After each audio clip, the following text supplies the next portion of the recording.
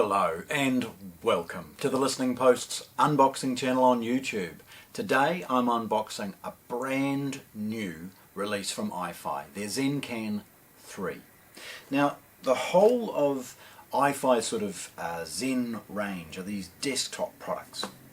Obviously the 3 replaced 2 or V2, which have replaced their first venture into this domain, the Zen range.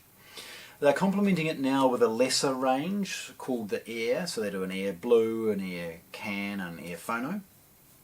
This is absolutely stunning and an amazing lift in performance. The Headphone Amplifier has 2000 milliwatts of power on board to drive any load, and it's got some specific settings which we'll see to maximize the performance of some of the emerging headphone driver technologies. So let's have a look. Firstly, the packaging, full colour photograph of the product along with the description ZEN CAN. It's a Class A amplifier, by the way, and obviously it says that on the front. It's an analogue amp, so there's no DSP, there's no trickery. It is just doing its job as quietly and efficiently as possible, delivering control and gain to your headphones but without adding any noise floor. There's a colour photograph of the back, all of the specifications along with scan codes, QR codes for iFi's website, and over this side a tiny little wee scan for the model's serial number. Opening this, really straightforward. The trick is just kind of nick enough of the shrink wrap sort of plastic to start tearing, and then you're not having to run the risk of damaging the colour packaging. Okay, it's part of, it's got high-res audio sticker. Again, you can see probably better the photograph of the product. Sliding it out, it's really straightforward. It's just a colour printed sleeve, and then we see the plain white iFi box underneath. Opening it's really straightforward, and we see a few little accessories including a cool little iFi sticker, after sales care and QR codes to get in touch for warranty, service information, and a full colour connection or quick startup guide that shows inputs and outputs as well as the connection methods. And then we've got a few of the things associated with it, basic operation. Really straightforward. Little desiccant bag, and the unit itself, which is supported in a moulded cardboard protective sort of sleeve. Get rid of the box, and we've got the accessory pack. It's a simple cardboard box. In it is some basic iFi branded interconnecting cables, clearly labelled left and right. We've got a 3.5mm to 6.3mm or 1/4 inch headphone jack, and we've got a basic 5-volt power supply.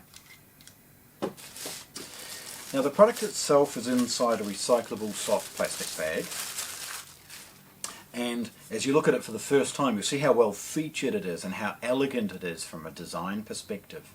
It's got a lovely fit and finish. It's heavier than you would expect.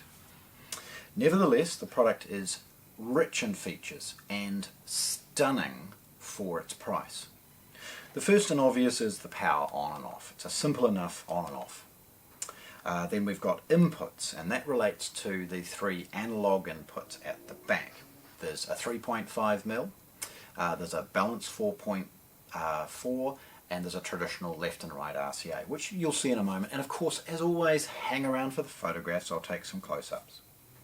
You've got a gain setting, and it's very straightforward. We've got 0 dB, 6 dB, 12 dB, and 18 dB. Now that allows you to get the most out of the volume control. For obvious reasons, at a very low volume on the volume control, you can end up running the risk of sort of strangling the sound a little bit. And all the way up, you can end up with maybe a potential of high clipping or noise floor coming through. And so being able to use the gain allows you to match better the efficiency of the headphone and use the amplifier within a sort of power band, so to speak. The volume control, by the way, has a lovely fit and finish to it. It's nice and smooth in its operation. There's no clicks or any things along those lines, and there's no implication that it isn't the best quality volume pot you can get for the price. There's a high-res audio sticker, and then the 6.3mm quarter-inch stereo headphone output. Then you've got the additional balanced output. Now that's a 4.4mm balanced to take advantage of many brands' headphones of a traditional, complete balanced circuit to each of the cans. Then you've got quite an unusual feature, and this is over this side. Buttons stepping through some of the EQ options that now give this amplifier a huge advantage over its competition. There's an X bass. Now that's ideal if you're using low quality MP3s, which are often very compressed, or to overcome some of the bass that can bleed a little bit in an open back headphone. Nevertheless, play around with it. You'll find a setting you will enjoy. Then there's X space. Now X space helps to give you more of a room-like feel. You see, sound in nature really isn't coming at you directly in your ears like a headphone might. It's more natural. There's often reflections in the space and things like that. So the X space feature bleeds a little bit of information from one side to the other to give you a little bit more of a room feel, and it's excellent to see such an affordable headphone amplifier has that feature added. Then we've got a game mode.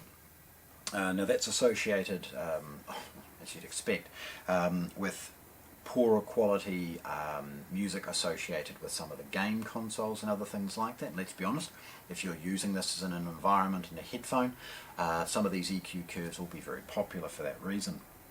Then we've got streamed music.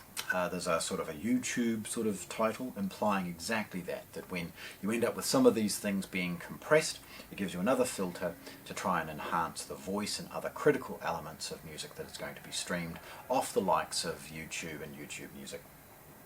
And then finally, we've got a MEMS setting. Now that is associated with some of the more challenging new driver technologies, and to make the most out of it using one of these filters.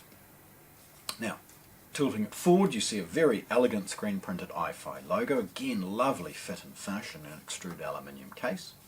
The bottom has some rubber feet to stop it from sort of rubbing or slipping off the surface it's on.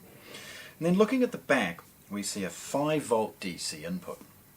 Now, of course, it came with a basic plug pack that can be improved with one of iFi's external power supplies. They do a low noise version of it, so borrow one of those, plug it in, see if it makes an improvement. I noticed one, particularly in the headphones I was using, and they weren't that expensive, so if I can hear it, most can.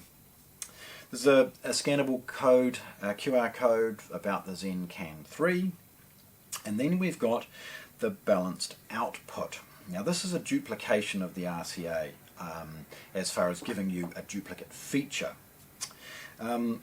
The output can be paralleled out to another product, or via the in to out looped to a second device if required. So it allows you to daisy chain this through a number of different devices, or sit in the middle of things that you may end up with, like a streamer or a DAC, then a CAN, headphone amplifier, and so on. Then we've got the three really vital inputs. So the first is utilizing a 4.4mm balanced input. So if you've got a high-end product that is utilizing a balanced circuit, you can use iFi's breakout cables to bring it in via a 4.4mm balanced input. Then we've got a traditional 3.5mm stereo input, and then of course the easy and very clearly labelled left and right analog RCA inputs. And again, those three are selected via the input button directly beside the power on the front. So there we have it. iFi's awesome new ZEN CAN 3, unboxed here at the Listening Post in Christchurch, New Zealand. Thanks for watching. If you want to see more, subscribe to our channel.